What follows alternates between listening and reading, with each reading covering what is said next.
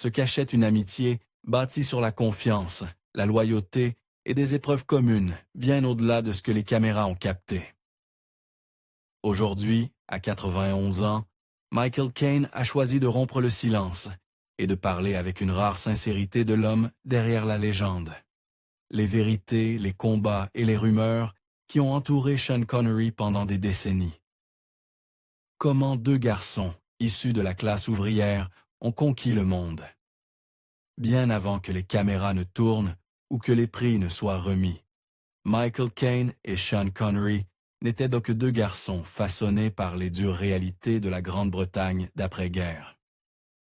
Leurs débuts ont été marqués par la pauvreté, la résilience et une détermination commune à dépasser les circonstances dans lesquelles ils étaient nés. Michael Caine est venu au monde sous le nom de Maurice Joseph Michael White Jr. le 14 mars 1933, dans le quartier ouvrier de Rotherhithe, au sud de Londres. Son père, Maurice Seigneur, travaillait comme porteur au marché aux poissons de Billingsgate, se levant à l'aube pour transporter des caisses de poissons afin de nourrir Londres. Sa mère, Helen Maria Burchell, travaillait sans relâche comme femme de ménage, récurant des sols et cuisinant pour des familles aisées. Les Michael White vivaient dans un appartement exigu de 2 pièces, sans salle de bain et sans confort. Michael, son jeune frère Stanley et leurs parents partagèrent cet espace, et la future star a passé une grande partie de son enfance à dormir sur un canapé dans le salon. La Seconde Guerre mondiale a apporté des difficultés supplémentaires. Lorsque Michael avait seulement 6 ans, il fut évacué de Londres pendant le Blitz et envoyé dans le Norfolk pour sa sécurité. Là, il connut non seulement la séparation d'avec sa famille, mais aussi la solitude écrasante que tant d'enfants évacués ont ressentie. À son retour à Londres, Michael quitta l'école à 16 ans et commença à travailler pour aider sa famille. Il accepta tous les petits boulots qu'il trouvait. Il lavait la vaisselle dans des restaurants, travaillait comme porteur, livrait des messages, utilisant souvent ses maigres revenus pour financer son véritable rêve, devenir acteur. Le soir, il lisait des pièces et répétait des monologues, espérant un jour monter sur scène. Thomas Cheyenne Connery était né plus tôt, le 25 août 1930, à Édimbourg, en Écosse, dans le quartier de Fontainebridge, surnommé localement la rue aux 1000 odeurs, en raison des brasseries et des usines de caoutchouc voisines. Son père, Joseph Connery, était ouvrier et chauffeur de camion, tandis que sa mère, Euphemia Effie, McBain McLean, faisait des ménages. La famille était si pauvre que le nouveau-né Sean fut installé dans un tiroir de commode faute de berceau. Dès l'âge de 9 ans, Sheehan contribuait à la survie de la famille en livrant du lait pour la coopérative Sainte, Cuthbert avant l'école. À 13 ans, il quitta l'école pour travailler à plein temps, occupant des postes tels qu'assistant boucher, maître nageur au bain de Portobello et même polisseur de cercueils pour un entrepreneur local. Pendant ses temps libres, il développe à sa musculature et, à 18 ans, il s'engage dans la Royal Navy. Cependant, il fut réformé à 19 ans pour cause d'ulcère à l'estomac, un problème héréditaire. De retour chez lui, il se consacra au culturisme, participant finalement au concours Mr. Universe en 1953, où il attira l'attention non seulement par sa carrure, mais aussi par son allure impressionnante. Les débuts de Caine et Connery dans le monde du spectacle furent le fruit d'une volonté et de hasard saisis. Cherchant un revenu supplémentaire, Connery décrocha un emploi dans les coulisses du King's Theatre d'Édimbourg en 1951. C'est là qu'il entendit parler d'auditions pour les chœurs de South Pacific. Il obtint un petit rôle, et lorsque la production fut jouée à Londres, cela ouvrit la porte à d'autres rôles sur scène et à la télévision.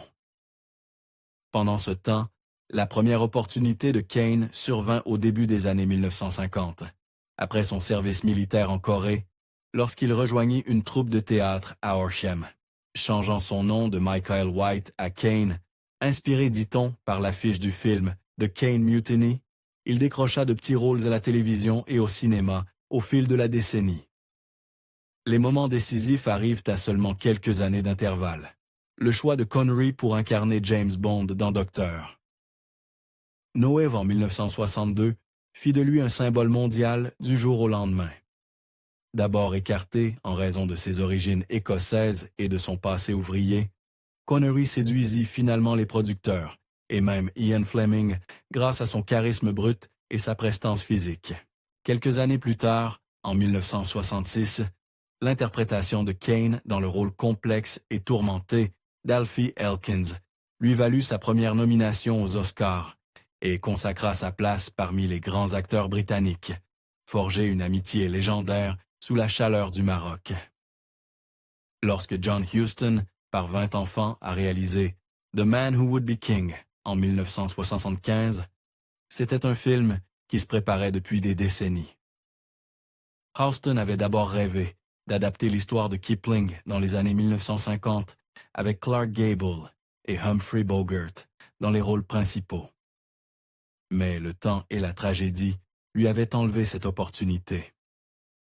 Dans les années 1970, Huston se tourna vers deux des stars britanniques les plus reconnues, Sean Connery et Michael Caine. Les deux hommes étaient connus pour leur charisme naturel, mais Huston percevait en eux quelque chose de plus profond, un lien forgé dans la véritable lutte. Un type de connexion qui donnerait de l'authenticité à leur interprétation de deux aventuriers, voyous, en quête de fortune, sur des terres étrangères. Le tournage au Maroc s'avéra bien plus difficile que quiconque ne l'avait anticipé. Les conditions étaient implacables. Les températures dépassaient souvent les 45 degrés Celsius et des tempêtes de sable balayaient le plateau sans prévenir, arrêtant la production pendant des heures, voire des jours. Les lieux reculés coupèrent le casting et l'équipe des commodités et sécurité d'un tournage en studio traditionnel. Des pannes techniques perturbèrent la production et les intempéries extrêmes endommagèrent le matériel, les obligeant à improviser des solutions avec des ressources limitées. Mais ce qui compliqua encore davantage la situation fut l'instabilité à la tête du projet. John Huston, autrefois salué pour des chefs-d'œuvre comme The African Queen et The Maltese Falcon, était devenu imprévisible. L'âge et les années dans l'industrie l'avaient rendu plus irritable, moins enclin à guider ses acteurs comme il le faisait auparavant.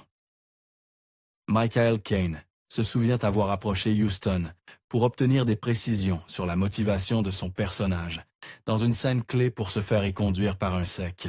« Vous êtes bien payé, débrouillez-vous. » Ce n'était pas seulement décourageant. Cela laissait Caine et Connery, pourtant des professionnels aguerris, livrés à eux-mêmes sur le plan créatif.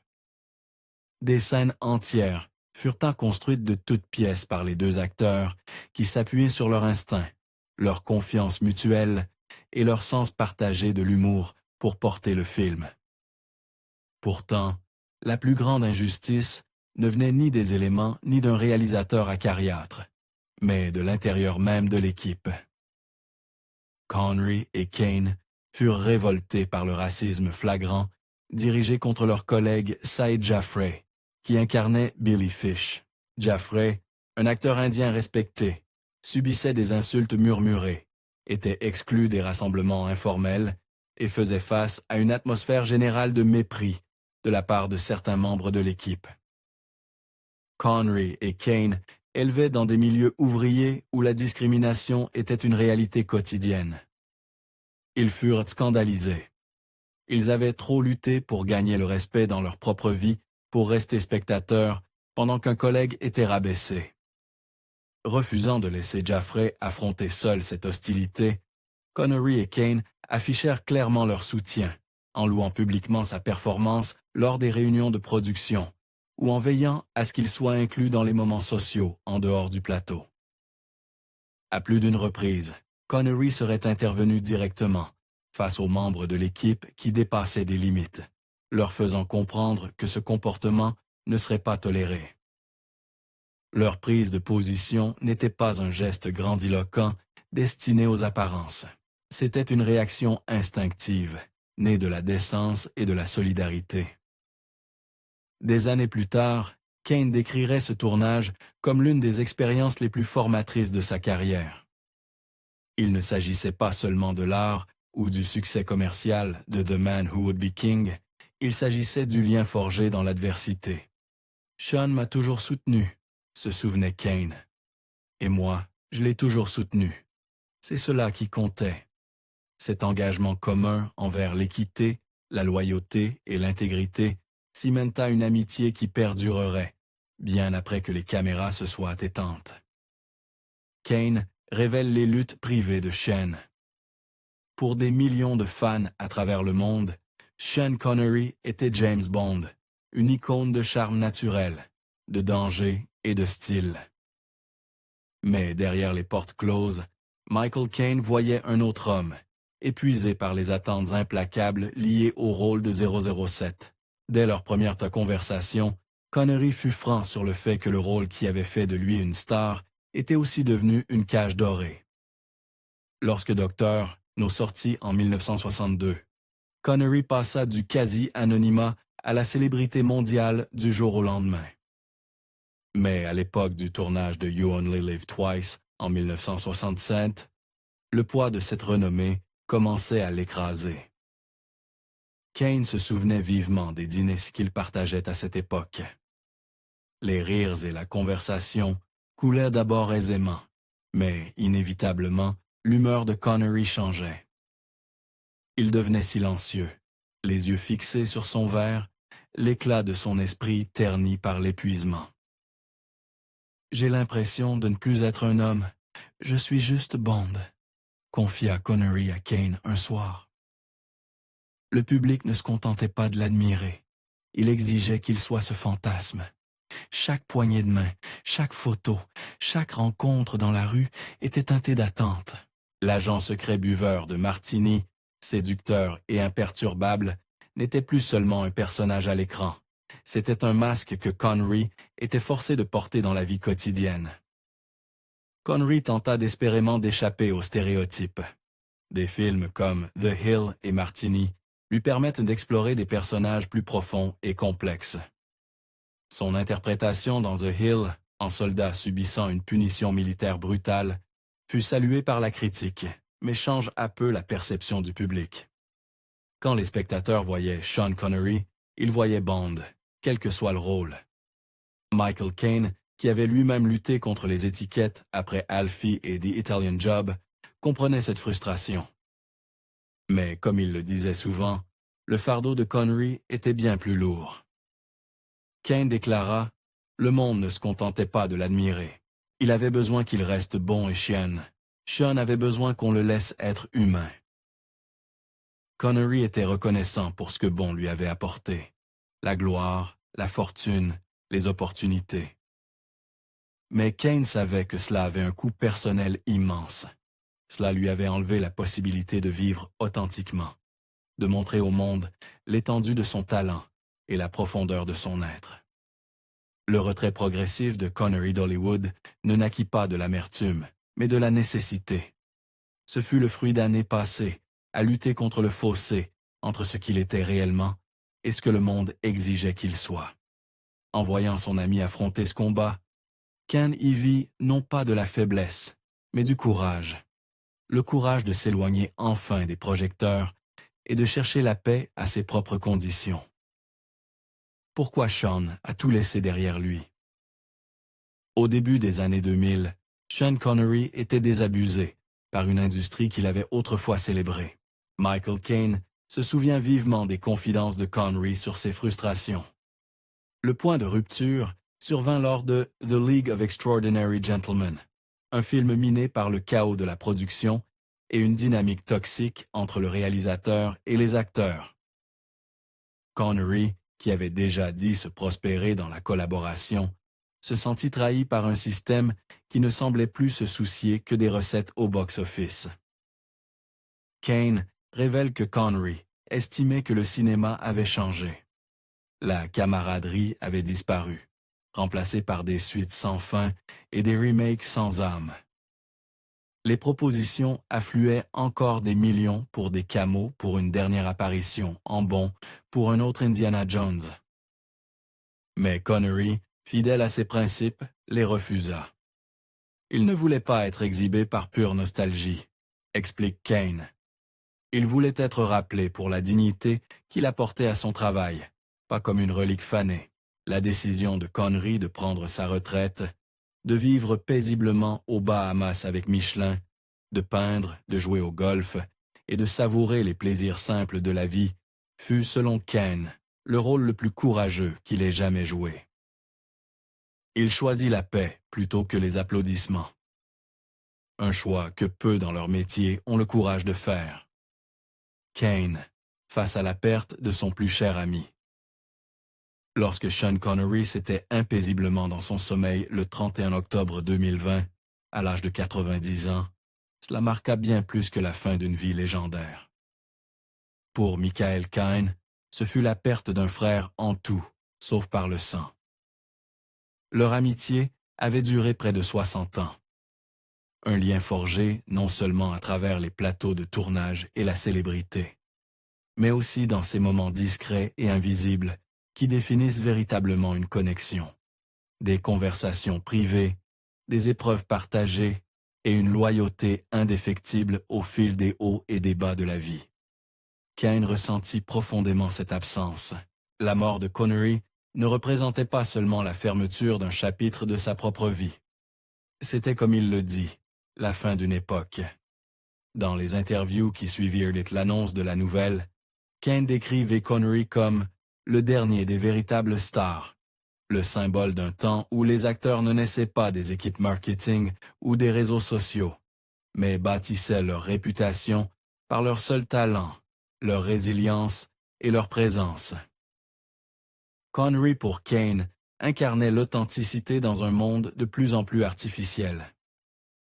Les souvenirs de Caine de leur dernière conversation sont doux amers. Même si la santé de Connery déclinait au cours de ces dernières années, luttant contre l'emprise cruelle de la démence, il subsistait encore des éclats de l'homme vif et passionné qu'il avait toujours été. Caine se rappelle combien Connery parlait avec fierté de sa famille, son épouse bien-aimée Micheline, avec qui il avait partagé près d'un demi-siècle, son fils Jason et ses petits-enfants. Connery évoquait aussi son amour inaltérable pour l'Écosse, la terre de sa naissance, et son espoir qu'un jour, elle obtienne l'indépendance qu'il avait toujours tant souhaitée. Il avait trouvé la paix dans la vie qu'il s'était construite, loin du vacarme d'Hollywood, vivant paisiblement aux Bahamas, entouré de beauté et des plaisirs simples qui avaient toujours compté le plus pour lui. Ce qui rendait leur amitié si rare, réfléchit souvent Caine, c'est qu'elle avait résisté aux fractures qui viennent si souvent briser les liens entre amis célèbres. Pas de jalousie, pas de rivalité, pas de dispute publique. Bien que les deux hommes aient assez connu un immense succès, aucun ne juguait l'autre à l'aune des trophées ou des gros titres. Ils se comprenaient d'une manière que seuls ceux qui ont gravi les échelons depuis rien peuvent te comprendre. Dans les jours et semaines qui suivirent la disparition de Connery, les hommages affluèrent du monde entier. Les autres acteurs de bon comme George Lazenby, Timothy Dalton, Pierce Brosnan et Daniel Craig saluèrent l'homme qui avait établi la norme. Catherine Zeta-Jones, qui partagea l'écran avec lui dans Entrapment, exprima son affection profonde. Nicolas Cage, son partenaire dans The Rock, parla de Connery comme de son plus grand maître en cinéma. Barbara Broccoli, gardienne de la franchise Bond, le remercia d'avoir révolutionné non seulement un personnage, mais le concept même de héros au cinéma. Tous faisaient écho à ce que Caine savait au plus profond de lui. Connery était bien plus qu'une star. Il était un homme de principe, farouchement loyal envers ceux qu'il aimait, inébranlable dans ses convictions et généreux d'esprit. Aujourd'hui, à 91 ans, Michael Caine regarde en arrière et dit souvent que l'un des plus grands honneurs de sa vie a été de marcher aux côtés de Sean Connery, non seulement comme collègue ou coéquipier à l'écran, mais comme de véritables amis, comme une famille, comme des frères. La perte reste douloureuse, mais la gratitude pour une amitié que même la mort ne peut véritablement éteindre demeure. L'héritage qui les unit pour toujours. Aujourd'hui, alors que Sir Michael Caine réfléchit à la vie de son plus cher ami, il parle avec clarté et détermination de qui Sean Connery était vraiment. Au-delà des smokings et des Aston Martin, au-delà du glamour des tapis rouges et de la célébrité mondiale, Caine insiste sur le fait que le plus grand héritage de Connery ne réside pas dans ses réussites cinématographiques, mais dans son caractère d'homme. Dans les interviews données depuis la disparition de Connery, Caine s'est efforcé de dresser un portrait complet, celui d'un ami complexe, loyal et profondément attaché à ses principes. Caine reconnaît ouvertement que Connery avait ses défauts. Il pouvait être têtu et parfois réticent à faire évoluer des opinions qui se heurtaient aux attentes changeantes de la société. Les propos de Connery, dans certaines interviews, notamment sur les rapports hommes-femmes, ont suscité la controverse tout au long de sa carrière et ont terni par moments son image publique. Mais pour Caine, ces failles ne définissaient pas Connery. Il souligne plutôt l'engagement constant de l'acteur pour des causes qui lui tenaient à cœur, souvent menées discrètement et sans chercher les applaudissements. Connery était un fervent défenseur de la culture et de l'éducation écossaise. En 1971, il cofonda le Scottish International Education Trust, aux côtés de son ami, la légende des courses Sir Jackie Stewart. Connery donna l'intégralité de son cachet d'1 million de dollars pour Diamonds Are Forever au fond. Des ressources destinées à financer des bourses pour les jeunes Écossais poursuivant des études supérieures. Il fut un précurseur du mouvement en faveur de la dévolution et de l'indépendance écossaise, bien avant que ses idées ne soient largement acceptées, et utilise constamment sa notoriété pour mettre en lumière les problèmes de son pays natal. En dehors de la politique, Connery soutenait les jeunes talents artistiques. Il finança discrètement de jeunes acteurs, peintres et écrivains, préférant offrir des opportunités sans éclat médiatique. Comme l'explique Caine, la véritable force de Connery résidait dans son refus catégorique de laisser le monde le définir. Que ce soit dans la peau de Bon ou dans sa vie personnelle, Connery imposait ses propres règles. Il choisissait quand quitter l'écran, quand s'exprimer et quand se retirer dans la discrétion. Son héritage, dit Caine, nous rappelle que l'intégrité et l'authenticité sont les véritables marques de la grandeur. En rendant hommage à Connery, Caine nous invite à réfléchir. Que signifie rester fidèle à soi-même dans un monde avide de nous façonner selon ses désirs? Avez-vous un film préféré de Sean Connery en dehors de son rôle emblématique de James Bond? Dites-le nous dans les commentaires ci-dessous. Nous serions ravis de savoir quelle performance vous a le plus marqué. Et si vous avez aimé ce regard sur sa vie et son amitié avec Michael Caine, n'oubliez pas de liker, partager et vous abonner pour découvrir d'autres histoires sur les plus grandes légendes du cinéma.